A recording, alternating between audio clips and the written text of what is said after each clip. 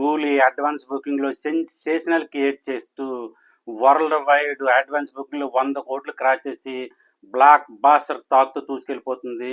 లోకేష్ కనకరాజు గారు చేసిన అటెంప్ట్ ఎలా ఉందంటే, నా భూతో నా భవిష్యత్తు మరొక డైరెక్టర్ ఇంత డేరింగ్ చేస్తారంటే నా ముమ్కిన్ అని చెప్పొచ్చు. ఎందుకంటే అందులో యాక్ట్ చేసిన ప్రతి ఒక్కరూ 50+, 60+, 70+. అటువంటి పెద్దవాళ్ళని అందరినీ పెట్టుకొని చాలా డేరింగ్ చేశారని చెప్పాలి. నిజానికి ముసలి హీరోలు అంటారు, అది కొంచెం కష్టంగా ఉంటే పెద్ద హీరోలు అంటారు, క్లాస్లో టచ్ ఇవ్వాలంటే వింటేజ్ హీరోలు అంటారు. ఈ వింటేజ్ హీరోలను పెట్టుకొని ఒక ధైర్య సాహసమే చేశాడని చెప్పాలి. అనుకున్నది సాధించాడా లేదా రివ్యూలో చూద్దాం. ఫర్ ఎగ్జాంపుల్ ఎంతో ప్రెస్టీజియస్ మూవీ RRR ఉంది. అందులో రామ్ చరణ్ గారు జూనియర్ ఎన్టీఆర్ గారు యాక్ట్ చేశారు. నాటు నాటు సాంగ్ ఉంది. ఆ నాటు నాటులో ఏమన్నా స్టెప్పులు ఏమన్నా చేశారా, డైరెక్ట్ గా ఆస్కార్ కొట్టుకొచ్చింది. అదే సాంగ్ లో మీరు జస్ట్ ఊహించుకోండి, మన వింటేజ్ హీరోలు రామ్ చరణ్ గారి తండ్రి చిరంజీవి గారిని, జూనియర్ ఎన్టీఆర్ గారు బాబాయ్ బాలకృష్ణ గారిని తీసుకుని అదే నాటు నాటు సాంగ్ లో మీరు ఊహించుకోండి. ఊహించుకోలేరు కదా, ఎందుకంటే వాళ్ళ బాడీ లాంగ్వేజ్ స్పెసిఫిక్ గా కొన్ని మూమెంట్స్ కే సహకరిస్తుంది. వాళ్ళ శరీరం కొన్ని పనులకే ఉపయోగపడుతుంది తప్పితే అన్ని పనులకు ఉపయోగపడదు. కుర్ర హీరో 5 మెట్ల నుంచి ఒక్కసారి కిందకు దిగుతాడు, కానీ పెద్ద హీరోలు వింటేజ్ హీరోలు మెట్టిని పట్టుకుని మెల్లిగా దిగుతారు. కారణం వాళ్ళ బాడీ లాంగ్వేజ్ అనుకూలించదు కనుక. ఎందుకంటే కుర్రోళ్ళు అనేటప్పటికీ వాళ్ళలో ఉన్న స్వాగ్, వాళ్ళలో ఉన్న యాక్టింగ్ పవర్, వాళ్ళలో ఉన్న టాలెంట్, వాళ్ళలో ఉన్న ఎక్స్ప్రెషన్ ఎలా ఉంటుందంటే మూమెంట్ని తీసుకొచ్చేలా ఉంటుంది. చాలా మంది డైరెక్టర్లు కుర్ర హీరోలు ఎందుకు తీసుకుంటారు? కుర్ర హీరోలు అంటే అందరూ కుర్ర హీరోలనే కాదు, కొంతమంది స్పెసిఫిక్ గా. ఇప్పుడు అల్లు అర్జున్ ఉన్నారు, ఎలా ఉంది పుష్ప. ఫర్ ఎగ్జాంపుల్ రామ్ చరణ్ ఉన్నారు, RRR ఎలా ఉంది, ఫస్ట్ ఫైట్ మీరు ఊహించుకోండి. అలాగే జూనియర్ ఎన్టీఆర్ ఎంట్రన్స్ సీన్ ఎలాగ ఉంటుంది, అంత ఎందుకప్ప. RRR లో ఇంటర్వెల్ సీన్ ఉంటుంది, పులులతో దిగుతాడు చూసారా, అది ఒక చిరంజీవి గారినో బాలకృష్ణ గారినో లేకపోతే ఒక నాగార్జున గారినో ఊహించుకోండి.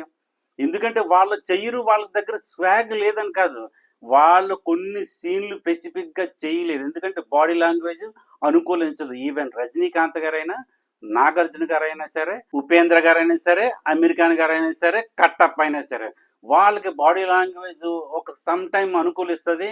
ఒక స్టెప్ వేయాలంటే వాళ్ళ మూమెంట్ని బట్టి ఆ స్టెప్ వేయగలుగుతారు, కానీ కుర్ర హీరోల కింద పైన దూరలేరు. వాళ్ళ స్వాగు, వాళ్ళ స్టైలు వాళ్ళ దగ్గర నుంచి వచ్చిందే మన కుర్ర హీరోలకి, కానీ వీళ్ళేదో కొత్తగా నేర్చుకున్నది అయితే కాదు. ఫర్ ఎగ్జాంపుల్ లోకేష్ కనకరాజు గారు తీసిన ఖైదీనే తీసుకో, లేకపోతే విక్రమ్ని తీసుకో, విజయ్ సేతుపతి కానీ లేకపోతే కమల్ హాసన్ కానీ, వాళ్ళిద్దరికి ఎలా సెట్ అయింది.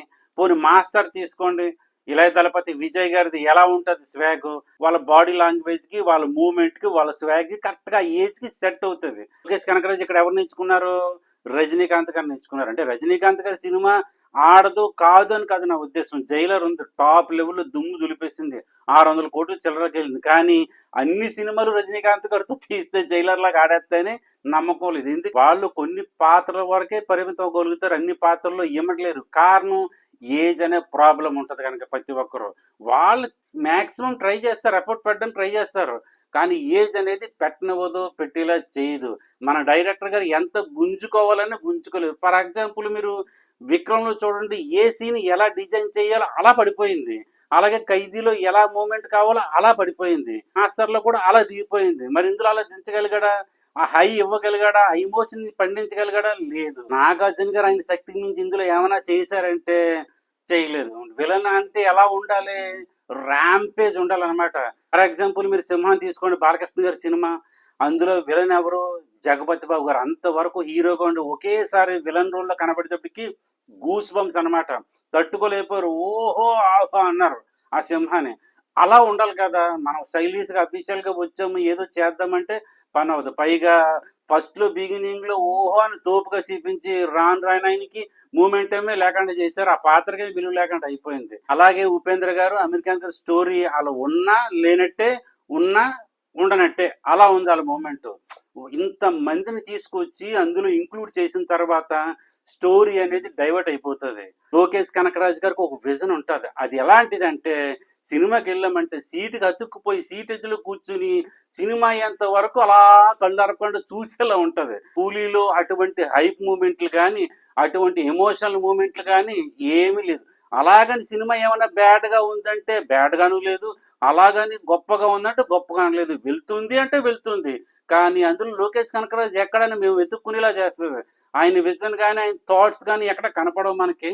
అలాగని మంచి సినిమా కాదని చెప్పలేము. అలాగని గొప్ప సినిమా అని చెప్పలేము. బానే ఉంది.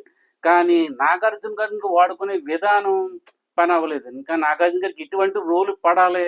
ఫుల్ నెగెటివ్ రోల్ పడితే చూడాలని చాలా కోరికగా ఉంది. ఇంకా రజనీకాంత్ గారు అంటే ఆయన ఎంతవరకు చేయగలిగారో అంతవరకు చేసేశారు. వింటేజ్ హీరోతో పాటు యంగర్ హీరో అనేది ఖచ్చితంగా ఉండాలి. ఆయన పాత్ర, ఆయన పవర్ కూడా ఉండాలి. అలా ఉంటే 1000 కోట్లకి అవ్వలీలగా వెళ్ళిపోతుంది. అలాగని కూలి 1000 కోట్లకి వెళ్ళదు అని కాదు. లోకేష్ కనకరాజు గారు తీసుకున్న ధైర్యానికి అయితే మనం మెచ్చుకోవాలి. ఈ ధైర్యం మరొక డైరెక్టర్ చేయలేడు, చెయ్యడు కూడా. సో కూలీ అనేది బ్లాక్ బాస్టరా అంటే అవునని చెప్పొచ్చు. బ్లాక్ బాస్టర్ అంటే కాదని చెప్పొచ్చు. ఇప్పుడు ఆ మూమెంట్ లో ఉంది. మామ పేరు, అలాగే రజనీ మామ పేరు, నాగార్జున మామ పేరు ఎంత వరకు నిలబెట్టబోతుందో చూద్దాం ఈ కూలీ. ఇది ఇక్కడికి. నడి నుంచి లైక్ చేయండి, షేర్ చేయండి, కామెంట్ చేయండి. Thank you so much. Bye.